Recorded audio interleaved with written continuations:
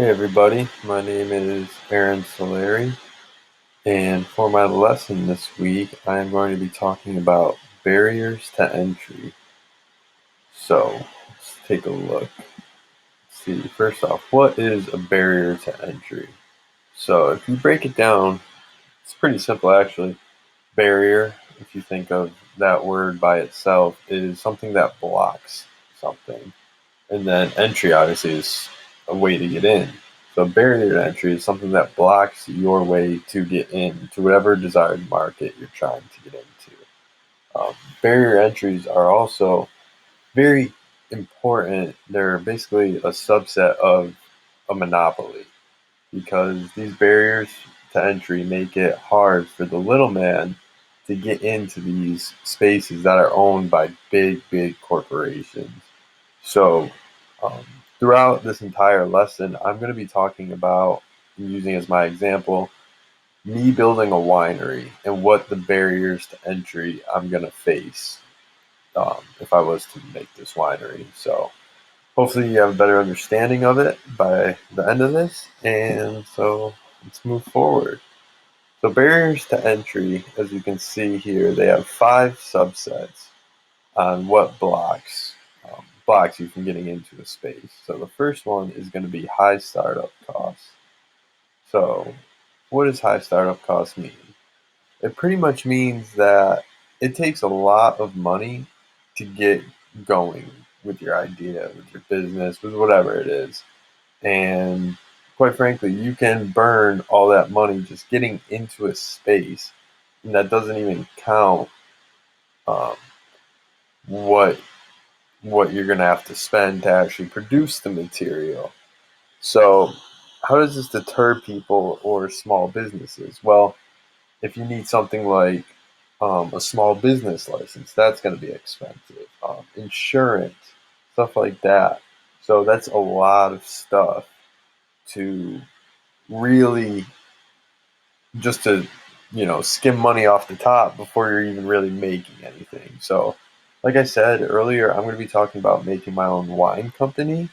And so, a problem for this is going to be all the testing that would need to come with making your own wine. Obviously, it needs to be approved. You need to do the alcohol by volume test. You need to, and that's once you make the wine. But even before that, you need to buy land. You need to, um, you're making an alcoholic product, so you would need to make sure you have the proper insurances behind and all that stuff. So that's what the startup cost is. It's the amount that it takes to get into, like, get your foot in the door. So the next one is going to be government licenses. So that may sound a little confusing, but really it's pretty simple. So when you hear that, when I first heard government license, I had no idea what that meant. But there's two main components of a government license when you're trying to get into a space. Um, the first is a patent. So a patent, if someone has it, and there's a little picture of it right up in that right corner, is that means someone owns the idea, owns the right to that product. So for this winery, it wouldn't be too tough. The only thing that you would have a real issue is if you named it something and someone already had that name or something. Um, but also, there is a license item. Say I make this wine, great wine, in my hometown of Adams, Massachusetts. Well, that's great and all, but I could go to every single restaurant. They could already be in under contract with another wine company where they can only sell that wine. So even though I'm from there and have that, if that wine is licensed to all these places, I cannot sell mine to them whatsoever. So the next one is control of resources. So this one is pretty much as simple as it sounds. So if you break it down, control is obviously meaning owning something, and resources are materials, so and so, so and so. So once again, looking at my lovely winery, that's never going to happen. Um, say, so click this example. Say I want to make my own wine in the state of California, which is great. A lot of great wineries out there.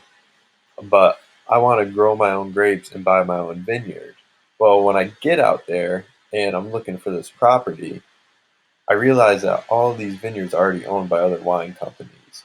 So since there's none available, then there's no way possible I can start my business out in California, which is where a lot of the best wine comes from because of the climate. So that's just an example of the control of resources. So we're going to move on to technological barriers. So, what is a technological barrier? It's it's when you don't have the proper technology or you can't create or make it, say because something's patented, so you can't make that technology. Say something's licensed, so you can't use that technology. Those are all big issues that you can come across when trying to start your own company because you don't really think about it until you get there on how much stuff you may actually need.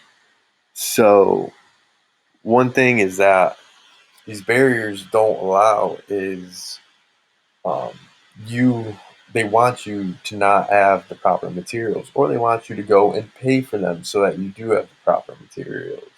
Say for my winery, I wanted to, you know, harvest grapes with a machine instead of having to go out there and pick them or hire somebody.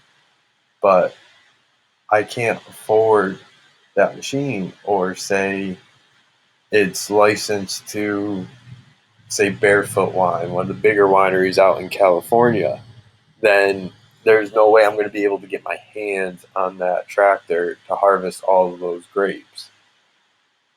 But so say I do get my hands on it though, and I finally get the grapes picked. I hand picked them all.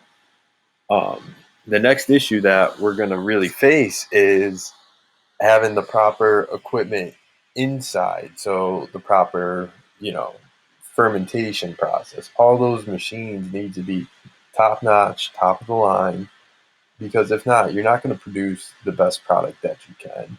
And you're also not going to do it as efficiently as you can. And so having the proper technology is a huge, huge aspect of being a successful business.